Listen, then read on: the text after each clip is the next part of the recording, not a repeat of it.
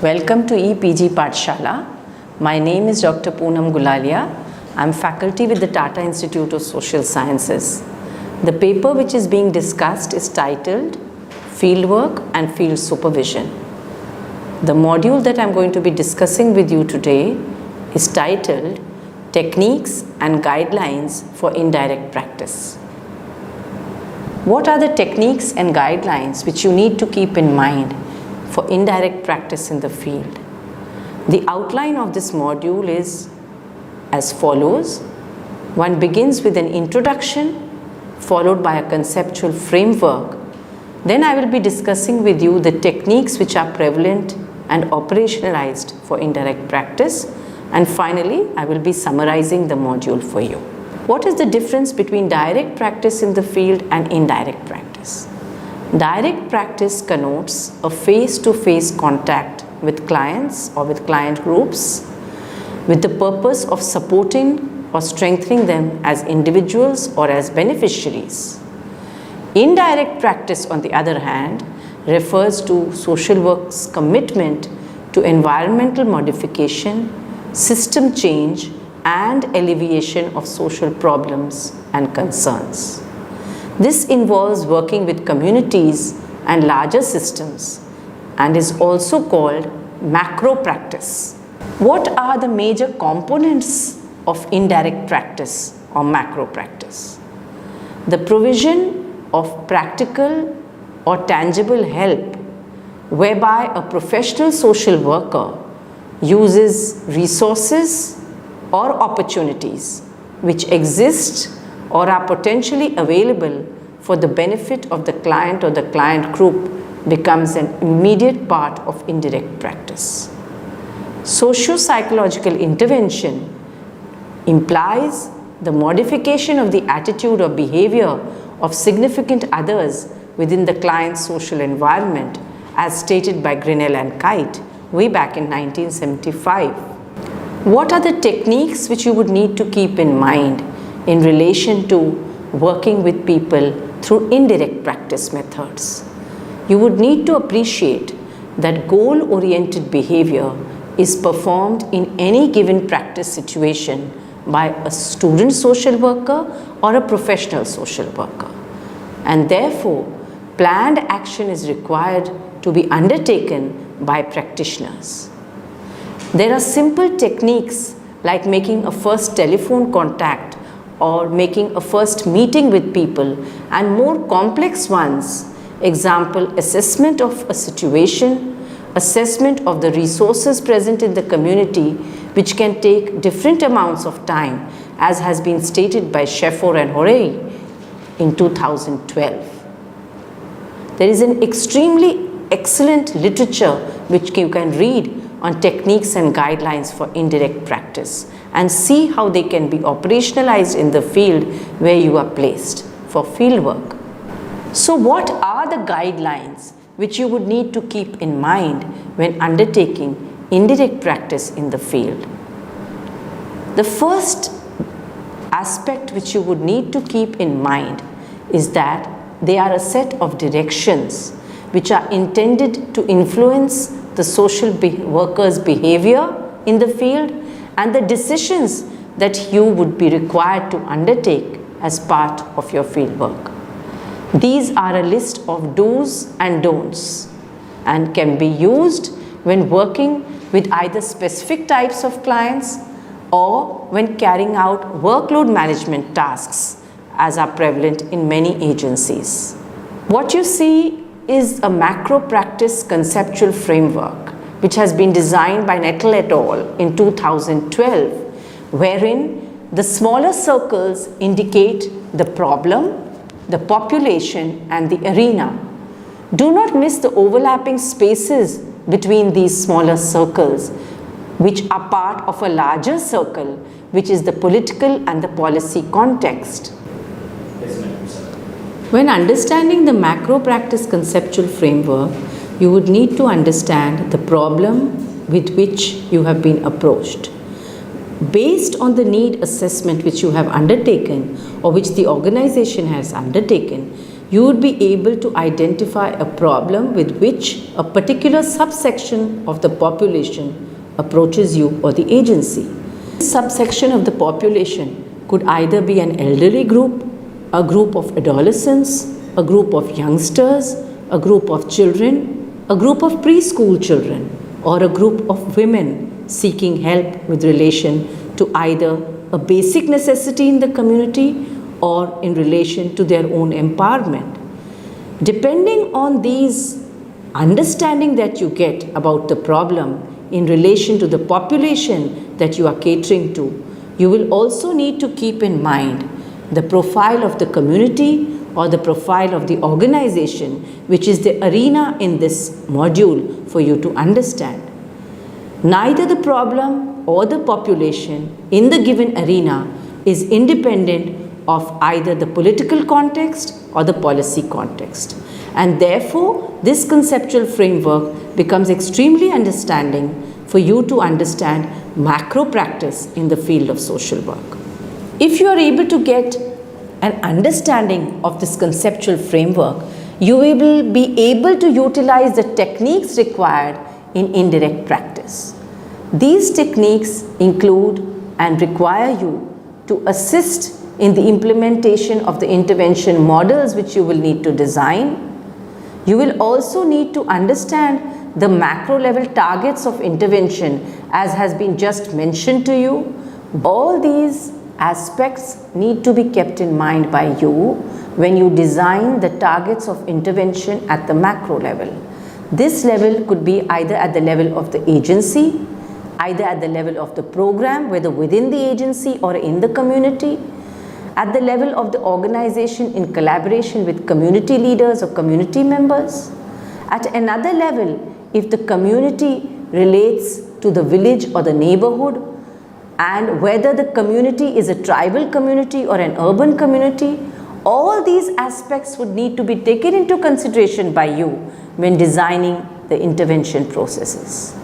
Macro level also includes society, whether it's the regional level, the state level, the policy level, the global level, or the immediate national level, or a combination of these. Therefore, macro practice or indirect practice is extremely complex and requires essential skills and competencies to be developed by you to undertake the same. Looking at what is community practice, to take an example, you would be required to understand that it includes the techniques which are associated with community organization and development, with social planning and social action, and with social administration. You would need to be exposed to aspects such as force field analysis, program evaluation review techniques, nominal group techniques, Delphi, and Q-SORT, much of which will be discussed with you subsequently. What does program planning and evaluation entail? To begin with, you would need to understand that social planners gather the facts about community-related problems, analyze the data which is made available to them, make logical, rational, sensible decisions about which of the available planning options are the most feasible or effective to enable the community to solve its problems. There are certain steps which you would need to keep in mind when planning programs. The first is the formulation of the problem, issue, or concern. The second is conceptualization of the major alternatives which might be considered to address the issue or concern. The third is detailing of these alternatives and their potential implications. The fourth is evaluation of these alternatives and the selection of the most appropriate one. Lastly, implementation of the selected alternative is extremely important, and each stage involves evaluation as a continuous ongoing process. Coming to an extremely essential aspect of indirect practice is advocacy. What is advocacy? Advocacy is a set of targeted actions directed at decision makers in support of a specific policy issue. It includes speaking about the problem, writing about it, or acting in support of a cause. It uses a variety of organizational tactics through collective action to achieve a public policy goal and demand a change to benefit the lives of those impacted, which are the vulnerable groups of people. In fact, it is a process which involves the participation of the affected people and thereby empowers them to demand and access their rights. Advocacy includes the following: 1. Asking something of others. 2. Placing demands of people onto systems. 3. Dealing with issues and conflicts. 4th, it involves people. 5th, it enables them to create a space for public discussion. And last but not the least, it helps find solutions to these problems. Since social work is a value-oriented profession, it is very much concerned with social justice advocacy. Social justice advocacy is a value-driven process, which implies that it is based on the values of rights and justice. It has its core in an understanding and a vision of a society which respects and protects human rights, which respects and preserves the dignity of all people, regardless of their class or their caste, their race or their gender, their sexuality or their orientation. It also eradicates cruelty and abuse by protecting people from violence and humiliation caused by communities, institutions, or systems. It provides a public space for people to challenge unjust behaviors and engages people in decision-making processes that affect their lives. When speaking of advocacy, an important element is people's participation, which includes the following: 1. Ratification of decisions either formally or without process, provided opportunities for protest exist. 2. Preparing a vision and a plan to issues that affect and impact the lives of people in very many basic ways. For example, by providing basic facilities of water, building roads, or providing basic amenities. 3rd, an assessment and provision of feedback on programs which are initiated these processes and protect people from risks and harassment. They also help fix responsibility on some of society's most powerful institutions. Therefore, social justice advocacy must embrace power relationships, people's participation, and a vision of a just society. What does the advocacy process entail? Social justice advocacy process includes several elements which can be categorized as follows. 1. Resisting and challenging status quo, often using protest to find ways to engage with governance issues, including dharnas, rallies, or other such forums. 2. Raising critical issues such as inequality that otherwise would be avoided by those in power. In doing so, you would be able to set a public agenda that reflects goals and priorities. 3rd, placing issues and policy demands on political and policy-making institutions, whether they are strong or decaying, as they are not responding to the demands of the common man. 4th, asking others, whether they are individuals, groups, or institutions, to act and do something that can help create a positive change, initiating action and innovating policy solutions. While discussing the need for participation and understanding the process of social justice advocacy, one needs to understand the creation of space for public argument and advocacy. This involves actively engaging members, supporters, and effective constituencies in advocacy efforts, thereby continually developing the skills and the understanding for strengthening future efforts. Any advocacy process has to begin with identifying the issue on which work has to be focused, preparing for the same, preparing a plan of action, and finally evaluating the outcome, changing strategies if required, and identifying the way ahead. In order to ensure that a social work trainee is equipped with the skills for advocacy, you would need to ideally be involved in the entire process of advocacy. So what are the preparations then required for you to play an advocacy role in any given field situation? The first step towards advocacy is to identify the issue, and in doing so, the following process can be followed. 1. Create a vision, your own picture and understanding of an ideal situation for the issue which has been identified. 2. Develop a mission. What are you or the organization that you are engaged with do to get there? 3. Identify the goals, which implies what are the significant steps which need to be taken towards achieving this mission.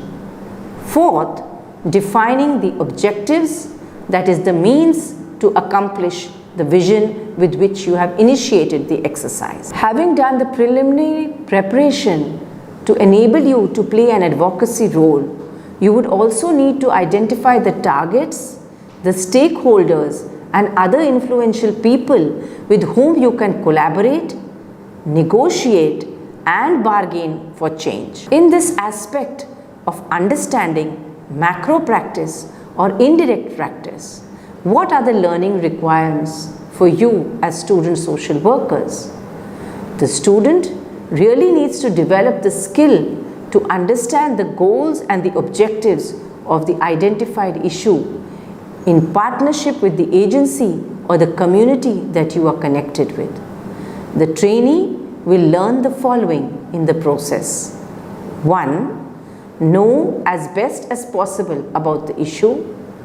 2. Find as many sources of information as possible to address the issue. 3.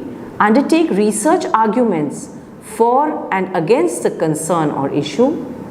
4th, know who supports and who opposes the issue.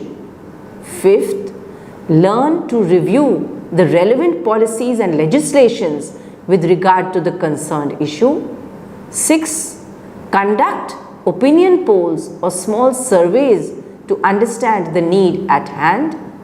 Next, use the information which you have gained from these opinion polls or survey to inform yourselves and educate others. And lastly, develop the skill to identify all interested stakeholders. The process of developing a plan of action involves 1. Setting ground rules. 2. Asking relevant questions. 3. Sharing opinions and experiences with all stakeholders. 4. Ensuring that all opinions count. 5. Keeping it simple. 6. Brainstorming. 7. Undertaking small group exercises. 8. Accepting all ideas without debate. And last, facilitating if required. While engaging with stakeholders, you may also plan to undertake what is known as a focus group discussion, which would ensure that advocacy techniques and tools are identified, the events and opportunities are identified, the activities are planned and phased over time, and lastly, the resources and responsibilities are defined and allocated. In doing so, you would begin to learn the skills which you require to focus and identify specific areas of intervention. These skills would include participatory skills for group work and community work, and for developing an advocacy plan. It would require you to take on divergent views, facilitate consensus building, and identify common grounds for lobbying. It would also require you to network, including the development of coalitions. Finally, you would need to plan and organize events like rallies, consultations, or public hearings for the purpose of lobbying. Feedback and monitoring is an extremely crucial stage of the advocacy process. Why is it important? It is important as it forms a natural progression whereby changes in strategies with changing circumstances sometimes become inevitable. Therefore, monitoring the progress, filling the gaps, and ensuring follow-up become an extremely concurrent activity in the process of advocacy. What would this include? This would include monitoring and adjusting targets which you may have devised for the advocacy plan. It may require a change of indicators, which means identifying the required changes in strategies and related indicators. And finally, it would require you to identify further improvements in the advocacy plan. Given the background of the need and the process of social justice advocacy, I would like to mention a few current advocacy arenas with which several civil society organizations and activists are involved. These include, among others, environment, women's issues, issues of children, food security, healthcare, including mental health, Dalit issues, tribal issues, and issues related to other marginalized sections, including the disabled population. While undertaking and understanding macro practice, you would need to appreciate the importance of documentation in this entire venture. Professional social work activities such as administration and supervision require that documentation and publication be part of all social work activities. Research undertaken in the field by individuals, groups, practitioners, agencies, or organizations all become an essential part of this documentation process. What does it do? It ensures accountability and transparency to client populations and to organizations.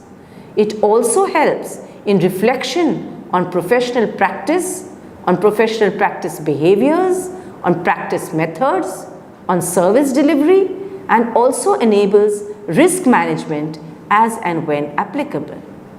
Finally, it is extremely important for policy formulation and education. While relating macro practice and indirect practice to the fieldwork curriculum, one needs to highlight that it is important to include in the social work curriculum elements of advocacy which should get reflected in the academic curriculum. Many schools of social work have already included this as part of the curriculum.